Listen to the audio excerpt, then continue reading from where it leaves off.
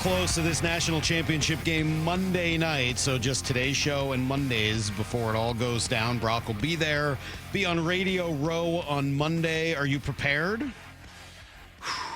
I'm girding my loins. Yeah. As we speak, I'm getting ready. As the great Graw's father would often do. Yes. You can't expend all the energy now. But I will say, man, my phone has been as busy this week. Not busy like Damon Huard busy, where he's got 5 million ticket requests from everybody under the sun. But it has been a busy week, hearing from a lot of my old pals, a lot of my old players. I think that's probably the thing that jumps out the most, Salk, is I spent a lot of time talking about the game, and McDonough's going to join us in half an hour. We'll continue to talk about the game. But what this does, is I step away from that, and I just realized, man, this really is. Look at all these relationships and all these people, and getting to see a lot of old teammates and folks I haven't seen. And we say it all the time that sports is communal, and it brings people together. And you get on stages like this, it brings old teammates together in ways that really nothing else does. Yeah. And the 91 team is going to be celebrated as they should be, not necessarily during the game, but pregame activities, functions. I mean, it's been a long time, been a minute since they've been on this stage. And even those boys, as we've talked about over this run, they didn't have to do what these guys have done. They got to stop at paradise on Mount Rainier. These guys have had to keep climbing and get all the way, if they can, to 15-0, which is just truly extraordinary. Well, they had an opportunity in front of them to truly make history. I think the word I threw into need to know was almost immortality. And it's true. I mean, once you win something like this, it goes in the record books forever. And I know there'll be a little bit of hating from the South because they'll do it without facing an SEC team. And there will be a segment of the population in college football, I'm sure, that says, yeah, you didn't face an SEC team. But, I mean, the SEC took themselves out. What are you going to do? I mean, A, as you've said many times this year, it wasn't the same SEC it's been. Nope. B, Alabama and Georgia both had the opportunity to be here. Alabama beat Georgia and then lost to Michigan. I mean, what are you going to do? Those were essentially, one was a playoff game and the other was essentially a playoff game. Right. That's right. Yeah, no, this will feel a little more like the 72 Dolphins. There will be no other team that will ever outdo what they just did. There may be a team down the road. Well, I guess as they go to a 12-team playoff, maybe there is another game. Maybe somebody will go 16-0, but I keep kind of reminding myself, and I keep telling myself that geez, this is 15-0. 15-0. I mean, we're celebrating a hockey team that is red hot. And how many games have they won? 6. I mean, that's pretty awesome. I mean, the Montana Grizz, Lady Grizz, they've won 6 in a row, 8 and 9. That's pretty sweet.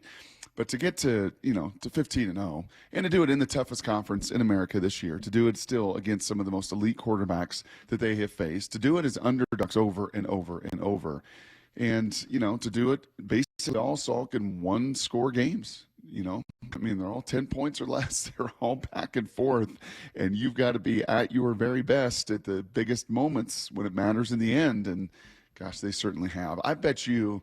And Pete is so focused on what he's got to do, Coach Carroll, and he's got to win this weekend, and a lot of ramifications and a lot of stuff going on. But I bet you if we got to sit in his office on a Saturday with all those screens, or even on the road when they're traveling, I bet you he's finding a way to watch this football team, because this is a lot of Pete Carroll stuff in it. Caring about one another, protect the team, finish. Right, just all the things that he loves. Defense that just makes critical plays at the biggest of times. It just believes, just constantly believes in the positive and never worrying about the negative. I would think that of all the Husky teams, and Pete's been around for 14 years, and the ones he competed against for a decade, I don't think he could be more enamored with any team more than this 2023 version. The line is Michigan with what, 4 points, something like that. Mm-hmm. If the line was entirely determined by pundits and people who've watched both teams and had nothing to do with what the public perception was, what do you think the line would be? It'd be closer to 1. Yeah, I think it'd be closer maybe even to a pick'em, to be honest with you.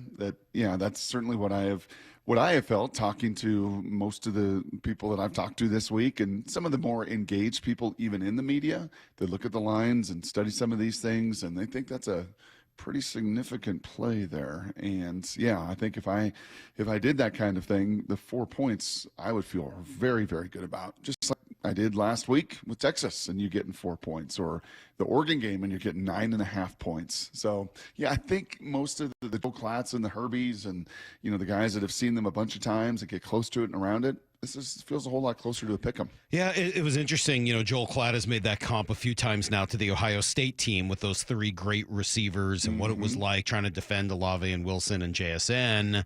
We'll have G in at 8:30 today, so we can ask him a little bit about that comp because obviously he was pretty close to that group as well. But Herbie had a different one yesterday. I'm not comparing these guys to the 2019 LSU team. I'm not saying it's Joe Burrow and Jamar Chase, and Justin Jefferson, and Clyde Edwards-Helaire, but I've been saying this for much of the year.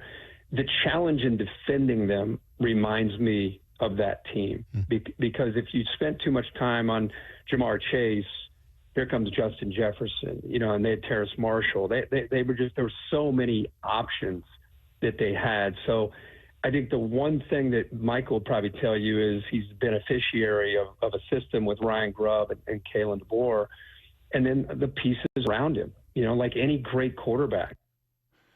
Yeah. By the comp? Yeah, to a degree, yeah. I think this O-line is even better. I think that O-line may have won the Joe Moore Award, and Damian Lewis was on it and everything. I think this O-line, certainly a tackle, this O-line is better. Tight ends, I think this group is better. Thaddeus Moss was a nice player, but Westover and Culp and going 3 and 4 deep at tight end, their receiving core, obviously, with Jamar and Jefferson was even more dynamic than this crew. But this one's right there with the silver medal and not that far behind. And then Helaire, their running back's pretty nasty little dude in college. So run game probably favors them. And, bottom line, they both have a quarterback that feels like there's nothing you can do. Yeah. And man, is that a great feeling. A couple times in my life. Defense like that, LSU defense? Actually, no. Actually, no. Actually, no. That's the one. Yeah, maybe a little different spot on that side of the ball. Yeah, it's a little different. But that's an interesting come for the offense along with that Ohio State one. And I guess there's probably some similarities just with the amount of speed and just impressive weaponry. Like there's nothing you can take away. What word I love as much as any word, so a couple of them, my buzzwords in football, trust. And then my other one that I've said to you, I think from year one is dictate. It's sure fun to play on a team that dictates, man. It's sure fun to be in and around those Seahawk teams in 12 through 16 where you dictated. The other team had to respond to you. And that is what this Washington offense does. They dictate to everybody, and usually on the defensive.